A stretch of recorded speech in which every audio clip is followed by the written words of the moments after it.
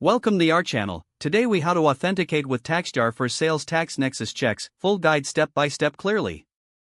To authenticate with TaxJar for Sales Tax Nexus Checks, start by visiting the TaxJar website. Create an account if you do not have one. Log into your TaxJar account using your credentials. Once inside your dashboard, navigate to the API section. Click on Generate API Token to create a new token. Make sure to copy the generated API token for future use. Next, open your application or platform where you want to integrate TaxJar. Access the settings or configuration area of your application. Locate the section for integrating external services or APIs. Paste the API token into the designated field.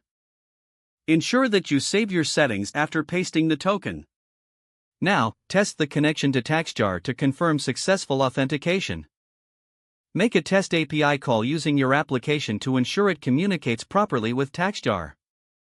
If the call is successful, you are now authenticated with TaxJar for Sales Tax Nexus Checks. If you encounter any issues, double-check the API token for accuracy. Consult the TaxJar documentation for troubleshooting tips if needed.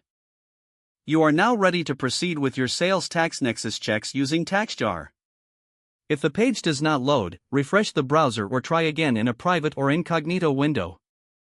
Make sure you are using the correct email address, then retype it carefully to avoid small typos.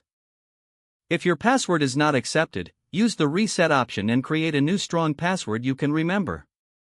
Check your spam folder for verification or security emails, then complete any requested confirmations. Enable two-factor authentication if available to improve account security and reduce unauthorized access risk. After signing in, review your profile details so your contact information and settings are accurate and current. If you see an error message, note it down and try again after restarting your device and internet connection.